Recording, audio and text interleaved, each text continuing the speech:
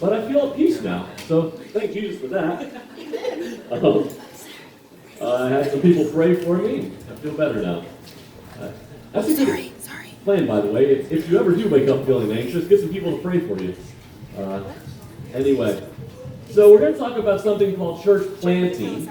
And some of you, this is something that needs no explanation. Like, you were actually part, perhaps, of when we started this church, restarted this church 10 years ago. So you have an idea in your mind of what we mean when we say that. Others of you, especially those of you who this is your first Sunday with us, are really confused and clueless, and that's okay. And I just want to say on the front end, if you are a visitor or if you don't feel comfortable filling out a survey, you're not obligated to at all. But we do hope to use this as we've talked about it this way. Today is like a farmer taking a soil sample of his field to see what kind of nutrients are there, to see is the soil ready to plant in preparation for the harvest. That's kind of what I see today as we're taking a soil sample. We're saying, are things where they need to be for us to move in this direction? Is this where Jesus is calling us to go? And so, I'm not entirely sure how Jesus is going to land this airplane, all right? But I do know we're going to have a meal afterwards, and that's always a good way to end any kind of a gathering. So I want to just walk a little bit through the story of how we got to this point. Why are we having this conversation today? And I'm going to start out by saying that, quite honestly, the reason we're having this, the conversation about starting another church, another location, came out of this slide right here, all right? So if you've been coming to our church for a while, it should be the attendance graph, Isaac. This has been the story of attendance at the Commonplace since we started in 2009. And over the years, we've continued to grow by God's grace. At different points, we've made adjustments. We would sometimes add additional services to accommodate people. We would expand our children's ministry area space. We, by God's grace, when we started, this was our only gathering space. We had no children's ministry. And we were able to remodel the back room. And then we were able to remodel upstairs. We are out of places to remodel. There is a basement, but it's really gross down there. And it just doesn't seem ordinary. So it doesn't seem helpful. And at this point, we are actually kind of 2018, if you were to look at attendance numbers for this year, we're about the same, maybe down a little bit. And so we've really kind of just reached capacity. Like, we have expanded and grown in this space to a place that we just can't anymore.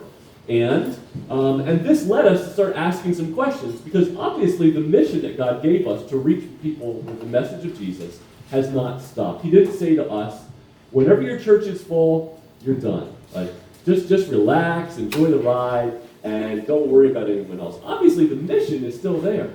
Now, the way that we move forward, at different points, we investigated what it would look like to expand into new places. In fact, the next slide will just show you real quickly. This is our upstairs. Some of you remember, this is where our office and children's ministry space is. And what's the next slide, Isaac? What's the next one, bud? There you go. Okay, so at one point in our history, we decided to investigate buying a bigger building. The idea was, why don't we really like what we have here at the coffee shop, but we know we can't fit more people in it. Let's just buy a bigger building and build another coffee shop. It was a very expensive idea. And sell this one, build a bigger one, and that could accommodate us. And at that point, Wolf Furniture Store was in remarkable condition, as you can see. And so we had a purchase offer on this place downtown. But before we bought it, we discovered the roof was in a terrible shape. It was going to be another $80,000 to replace the roof. After we backed away from the sale, months later, it burned down, and that's what it looks like today. So that is off the table, although the city would probably gladly sell us the lot if that's what we wanted to do. So when Jesus closed his doors, we asked, what is he saying in this? So obviously, don't buy that building, was a clear sign. But was he saying, like, I've got something different for you this idea of selling this location and building a bigger coffee shop was still on our plan. In fact, we've, at different points, tried to move, and it never seems to work. About 2 years ago, we started a process at the Commonplace called Natural Church Development. Some of you remember we took a survey, and the idea behind that was to identify places of growth within the church. Where is the Commonplace healthy, and where is it that we need to grow in? And what this revealed to us was that we had our growth opportunity was through need-oriented evangelism. That is, we don't, as a church, have a whole lot of initiatives to reach those outside of our walls. All right? Our model has often been, if you build it, they will come, right? And to some extent, it has worked, and that's not a bad thing. Like churches, I don't regret it all. I love church in a coffee shop. I see God's hand of blessing on that. Many people have come to our church because they love the idea that it's unconventional, it's a safe kind of environment that is not churchy, and maybe they've had a bad experience or misconceptions about traditional church, and so God has blessed that endeavor. But what we discovered was that simply having church in a coffee shop has some limits to its opportunity. One of those limits is space. The other reality is that there are a number of people who will just never go into a coffee shop and know whether and attend a church. These people also matter to Jesus. So I don't see it as an either-or kind of a thing. God has blessed this way of doing church. I think it's valuable, and what we're going to present today is a model in which we continue to have church in a coffee shop, right here, just as we do right now, in addition to another way of an expression of church. The other thing that God spoke to us, you can go to the next slide, Isaac, and I'm just kind of calling this 3 streams. We've sensed 3 streams coming together over the last 2 years. So one was natural church development, that God spoke to us and said we need to expand our endeavor to reach the lost through need-oriented evangelism. What are the physical and spiritual needs of our community? The other thing we did is we worked through a process called Healing the Heart of Your Church, which about a year ago we did a historical review of our church history. We identified places, because for those of you who might be new, the Christian and Missionary Alliance Church that we are a part of has existed since the 1930s. We restarted it 10 years ago as a new expression of church, but we have a legacy that goes long beyond that within our community. And so by God's mercy, we discovered things that we needed to confess about our story, and we also felt God kind of breathe new life and new vision into us around this concept of meeting people from difficult walks of life, the hurting, the poor, the marginalized, those on maybe the fringes of society. And we realized that many people will never come from that demographic, will never come to church in a coffee shop, because they're not trying to buy a cup of coffee, they're trying to get a job, they're trying to find a ride to work, they're trying to overcome addictions, they're trying to find their next meal, all right? And going to a coffee house is just not on their list. And so there are limitations to perhaps church in this model as well. How do we reach them as well? And so we've been working on that. What are ways that we can reach the lost and the hurting in our community? So that was the second stream. And then the third stream was we still recognized our impending space issue, and so Derek tonight headed up a team of people to endeavor to figure out where we could move this thing. At this point, we were still in the mindset of let's move the coffee shop to a bigger space. And the reality is, it is very difficult to find a space that's good for business and good for church. You can find places that are old churches that are vacant, but they make terrible coffee shops. And you can find locations that make great coffee shops, but don't have the capacity for a church. And the other thing that we discovered in this process was that banks wouldn't give us any money. They looked at our balance sheet, and that's not true. They said they would loan us $100,000 or something like that, which doesn't get you very much these days. And so we once again were thinking, okay, what is Jesus saying in this? Now, listen, I never want to limit vision by finances, all right? So if Jesus, out of this, gives us a vision for something that is costly, I'm going to follow that vision, trusting that he will provide the resources. But the team kind of sensed that maybe this route was a closed door, all right? So I remember sitting in, and everyone probably remembers this differently, but I remember that we've been having this conversation of maybe we're kind of asking the wrong questions. Maybe what Jesus is asking us to do isn't to move into a bigger space. Maybe he's asking us to try to multiply what we're doing. And so while what started out as simply, let's fix this space issue, I'm going to be honest, if that's what started the conversation, has now transformed into a philosophy of ministry. In other words, even if we had enough space, even if we added 3 more stories to the coffee shop and had a little mini skyscraper in Lock Haven, if a millionaire gave us money and said, just build up, all right? Even if that happened, I still believe the thing I'm about to share with you is important and valuable and has merit to the future of our church, all right? So this isn't like, well, this isn't our second best option. Like, building a bigger building was our first best option, and if we can't do that, we'll do this thing. I think, and I'm sensing, that maybe what Jesus was saying is, this is the best thing for you. This is going to have greater impact in our community, reach more people than our initial idea. So that's what we are going into. Again, I'm just saying, I'm holding this with an open hand, all right? I'm not about to drag us into something that, as a body, we don't want to do, all right? I'm remembering the things we've learned, Joshua and the angel of the Lord, how he says to the Lord, what is it that my Lord says to his servant? Like, that's our attitude going into this. What is Jesus saying to us today?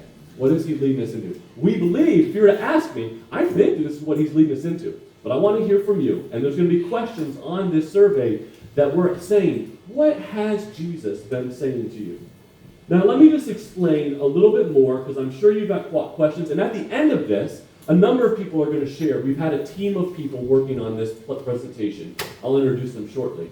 And at the end, we're going to have some time for question and answer. So you can ask anything that you want. Q&A times always make me, I'm anxious again. No. Anyway. So let me just explain a little bit more about the model of what we mean when we say plant a church. When I was 24, I had just completed my very first, very difficult year of being a pastor in Lock Haven at the old church building, and I was ready to quit. I was ready to pack up, leave Lock Haven, and go somewhere else.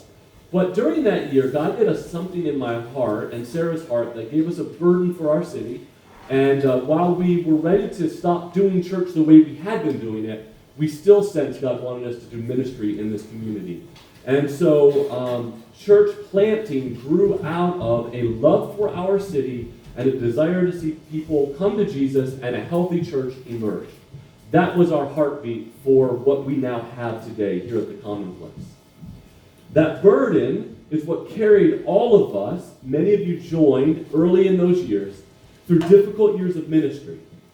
And God has now blessed us with a church family filled with love, a family that is on mission together, and that loves Jesus very much.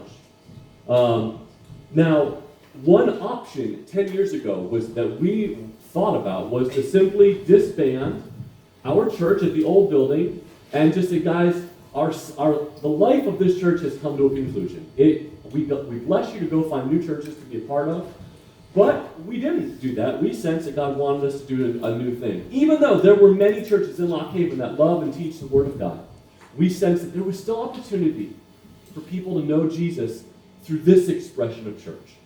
And I think that God has rewarded us. And many of you caught that vision. And because of that, we have a legacy not only of those of you who are here today, but hundreds of college students have passed through this church over the last 10 years and are now like little missionaries all over the world. And I think that's just a beautiful part of our story that I really cherish. And I'm so glad that you guys have been on this journey with us and risked it all. Now, one of the ingredients that we find in the Bible about church is that a healthy church multiplies. One of Jesus' last words, these are kind of important, and you've heard me preach on these before, but in Matthew 28, 18 to 20, I have those verses in there, Isaac. Nope, I guess I'll just read it. I'll just read it for you. It goes like this. I think I got this one memorized. I better look it up in the Bible. Yeah. Yeah, there's no verses. All right.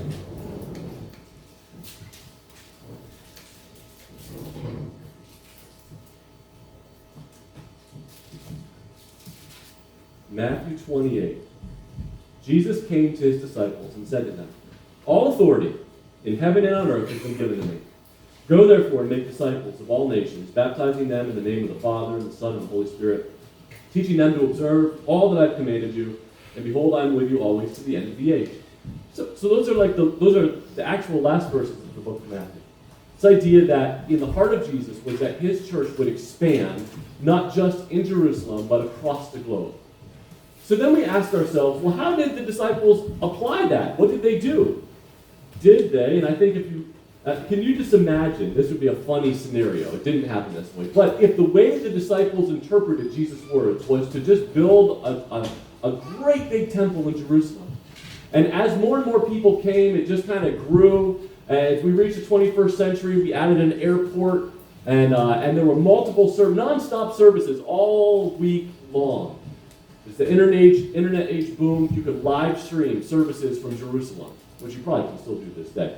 But that was where the church was. Like, that's how the church grew in the disciples' mind, was that we would just kind of keep adding people to this place and just invite them to come to us. Invite them to come, and we would just kind of build this monstrosity of a church in Jerusalem. And obviously, that's a silly idea of how the church would expand. Instead, what we read about in the New Testament is that churches,